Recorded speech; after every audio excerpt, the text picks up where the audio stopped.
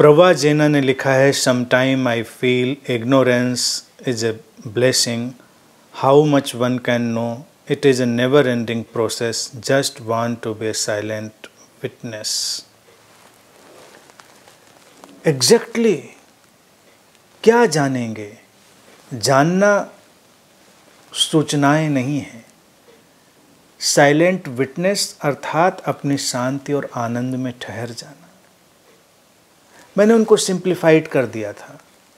आनंद शब्द से तो थोड़ा सा कंफ्यूज हो जाते हैं, इसीलिए मैंने कहा शांति, प्रसन्नता, प्रेम और समस्वरता, peace, love, happiness and harmony. और ये सब अकारण, जो अकारण है वही चाहिए। तो इंसान को वही चाहिए। ज्ञान का क्या करना है? ज्ञान का कोई भी मतलब नहीं है। जो तुम्हारे मतलब का है वो आए, वो ठीक है। कई लोग अध्यात्म में ज्ञान पाने निकलते हैं। ज्ञान में क्या पाते हैं?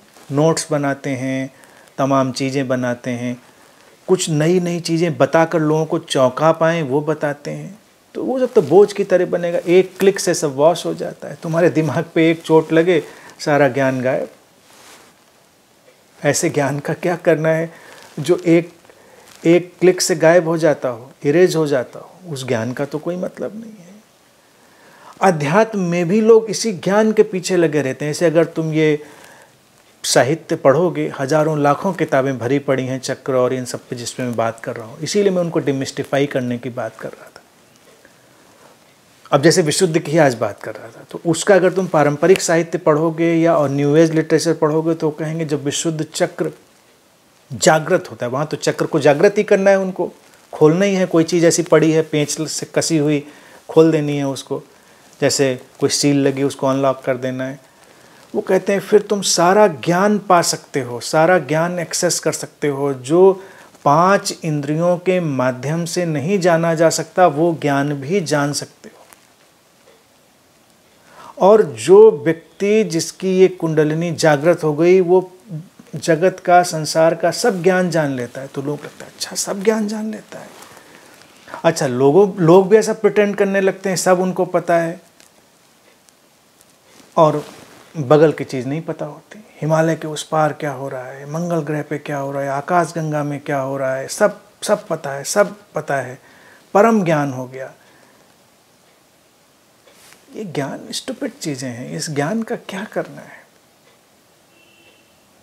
इसीलिए विशुद्ध पर हमने जब शिव का ये नीलकंठ का प्रतीक लिया और उनको देवों का महादेव कहते हैं, जिनसे हम कहते हैं सब ज्ञान निःसृत हुआ, यानी कि जो प्रकट हुआ, और उन्हीं को हम कहते हैं भोले भंडारी।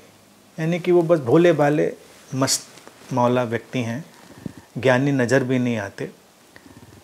तो थोड़ा भोलापन, थोड़ा निर्दोषता, थोड़ी बाल सुलभता और वर्तमान में जीने की क्षमता, बस यही ज़रूरी है। बाकी ये अंतहीन प्रक्रिया, और अंतहीन नहीं, अंत में जाकर वो मूढ़तापूर्ण भी हो जाती है। ज्ञान डाइजेस्ट नहीं होता है, फिर ज्ञान की वॉमिटिंग शुरू करते हैं। 95% गुरु जो मार्केट में हैं वो ज्ञान में नहीं, ज्ञान की वॉमिटिंग में है।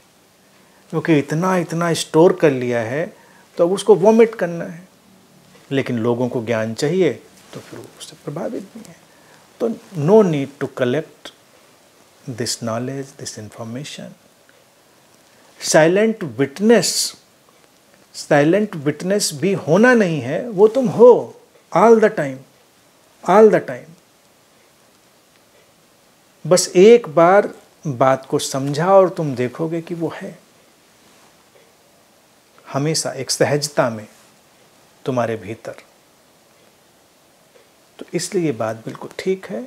इस रास्ते पर चलो, ये शुभ है।